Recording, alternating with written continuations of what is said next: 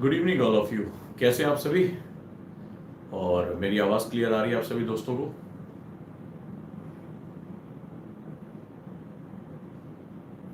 आज ये एक अलग एक्सपीरियंस है आपसे बात करने का।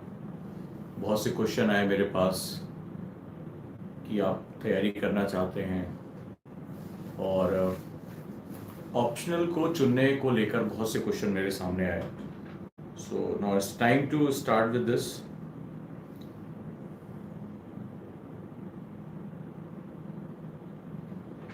सो आपको आवाज़ आ रही मेरी? Good evening Ranveer, Deepak, good evening all of you. How are you all? कैसे आप सभी? Good evening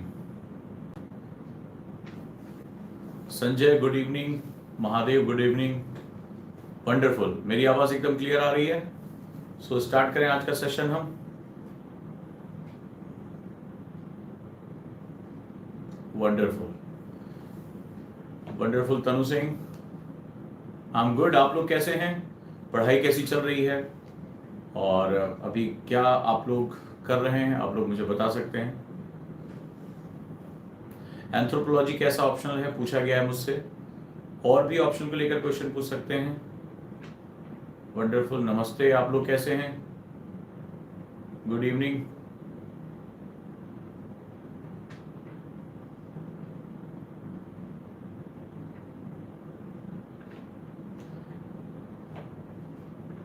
very good. 2024 तनु ने बताया कि टारगेटिंग बहुत अच्छा, शाबाश, आप टारगेट कर रहे हैं। हिंदी ऑप्शनल बहुत अच्छा है। चलिए अभी मैं इसके बारे में बात करता हूँ। एंथ्रोपोलॉजी पूछा है, हिंदी ऑप्शनल पूछा है, psychology as an optional, very good. और ऑप्शनल हिस्ट्री है, वंडरफुल। मेरा ऑप्शनल सोशियोलॉजी है। ऐसे लोग मुझे कमेंट करें जिन्होंने अभी तक ऑप्शनल चूज ही नहीं किया है, मतलब ऑप्शनल का उनका भी जो है वो डामाडोल है। कई बच्चे हमसे मिले जो अभी तैयारी कर पाने में बहुत मुश्किल है उनको। Very good. How to manage optional and GS for revision, very good. आपको पता है गुरुकुल में हमने एक बहुत अच्छा टाइम टेबल दिया है दोनों को मैनेज और दोनों को करने के लिए। मैं वहां भी आपसे शेयर करूंगा। Right, geography optional can be choose, okay, very good. और कोई है जिसने अभी तक ऑप्शन नहीं लिया है तो आज हम इसके बारे में बात करेंगे। वंडरफुल,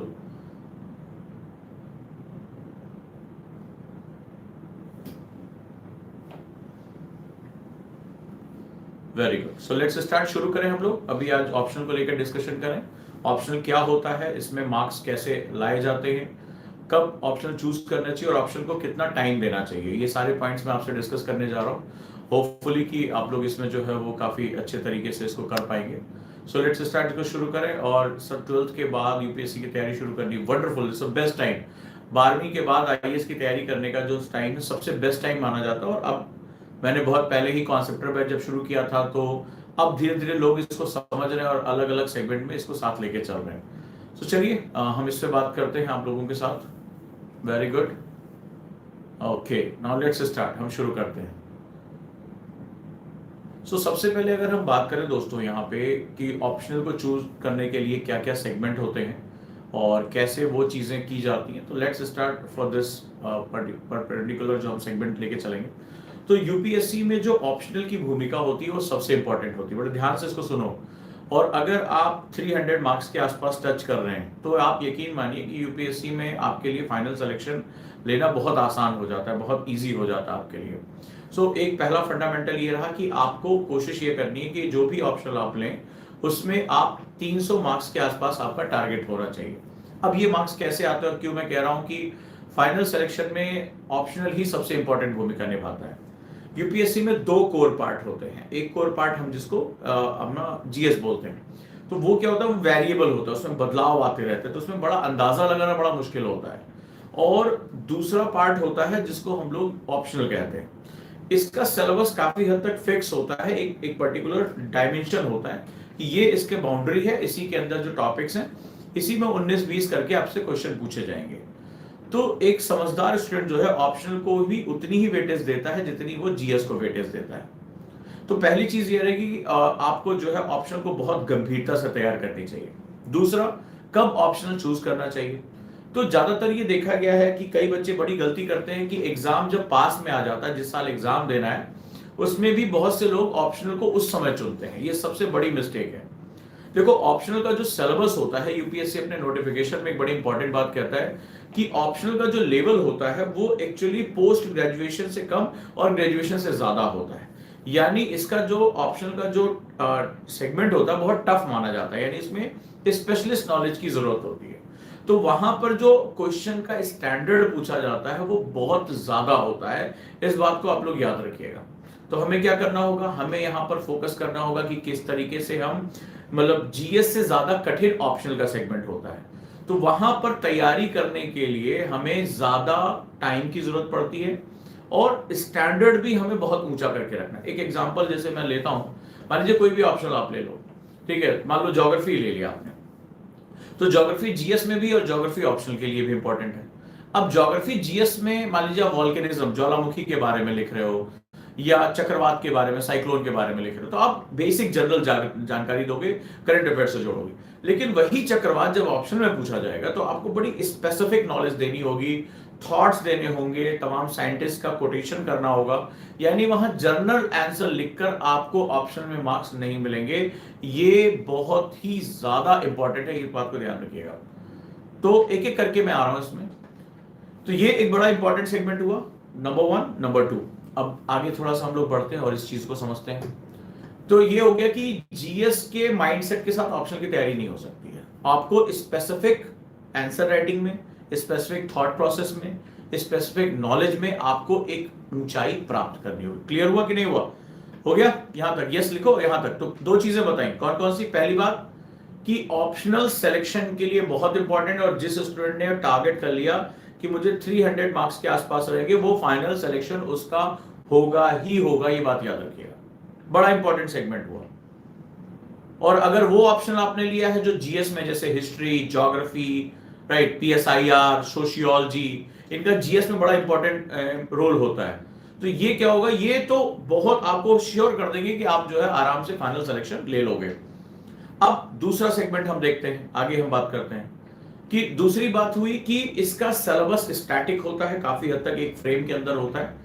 तो अगर हम सिलेबस टू सिलेबस कवर कर लेते हैं तो भी हमारा बहुत आराम से सिलेक्शन हो जाएगा। तीसरी चीज क्या होती है कि इसका जो स्टैंडर्ड होता है वो जीएस से ऊपर का होता है। कई लोग, आप लोग नोटिफिकेशन नहीं पढ़ते हैं, तो इसको पढ़ना और इसको लिखना, यानी इसकी राइटिंग प्रैक्टिस, दोनों बड़ी स्पेसिफिक लेवल पर होती है, बहुत ही ब्रॉडर लेवल पे होती है। तो आप इसको जनरल जीएस के माइंडसेट से अगर करोगे तो कभी नहीं होगा। यानी इसका मतलब क्या हुआ? इसका मतलब हुआ कि ऑप्शनल की तैयारी में आपको ज्यादा समय देना पड़ता है। ज्यादा समय का मतलब क्या होता है?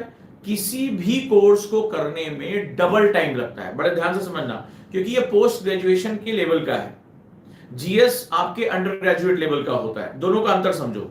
तो ज्यादा समय मतलब ये नहीं कि आप साल भर पढ़ाई करो। मान लीजिए आपने 6 महीने में ऑप्शनल तैयार किया, तो एक बार में कभी भी ऑप्शनल कंप्लीट नहीं होगा, आपको समझ, अंडरस्टैंडिंग ग्रास्प नहीं होगी। इसको 2 बार पढ़ना पड़ता है। तो ऑप्शनल हमेशा याद रखिएगा कि आपको 2 बार पढ़ने का मिनिमम टाइम होना चाहिए। बहुत इंपॉर्टेंट बात कह रहा हूं। कई बच्चे 1-2 अटेम्प्ट खराब करने के बाद मुझे मैसेज करते हैं, सर सही कहते थे आप, एक बार में ऑप्शनल में पकड़ नहीं हो पाती, आंसर राइटिंग नहीं हो पाता है। क्लियर है? तो आपको क्या करना पड़ेगा? डबल टाइमिंग यहां पर रखनी पड़ेगी। ओके, अब आ जाओ नेक्स्ट। तो आप कोशिश करिए, जितने भी बच्चे हैं जिनको आज से 2 साल बाद एग्जाम देना, 2025 में एग्जाम देना, वो अभी से ऑप्शनल की तैयारी शुरू कर दें। ये बात आपको उस समय याद आएगी कोजांग सर ने क्या मैजिकल मेथड बताया था कि हमें तैयारी को बहुत पहले से शुरू कर देना चाहिए। राइट, तो ये आप इस बात को आप समझिएगा, इस बात को आपको याद रखना है। तो 2 बार आप समय देंगे तब जाके 300 मार्क्स तक पहुंचेंगे, क्योंकि इसमें आपको स्पेसिफिक रूप से पढ़ना और स्पेसिफिक रूप से लिखना दोनों आना चाहिए। क्लियर?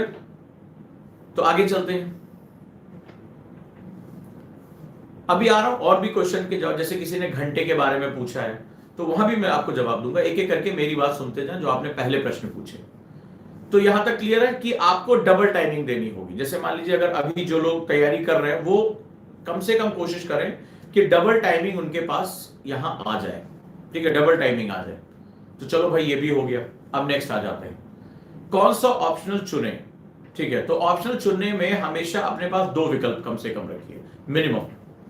जैसे मान लीजिए अभी किसी ने कहा हिंदी साहित्य कैसा है या ज्योग्राफी कैसा है, एंथ्रोपोलॉजी कैसा है या PSIR कैसा है। तो हमेशा एक ऑप्शन पे जाने से पहले आप दो ऑप्शन रखिए। या किसी ने पूछा मैथ्स कैसा है, इकोनॉमिक्स कैसा है, तो इसमें कई फैक्टर इन्वॉल्व होते हैं। अब चाहो तो तुम लोग लिख भी लो, अगर लिख लोगे तो तुम्हें आसानी होगी। क्योंकि एक बात याद रखना, ऑप्शनल में अगर आपने गलती कर दी तो यकीन मानिए आपका सिलेक्शन दुनिया की कोई ताकत करा ही नहीं सकती। क्योंकि जीएस में 100 मार्क्स लाने में ना दांत से पसीना आ जाता है।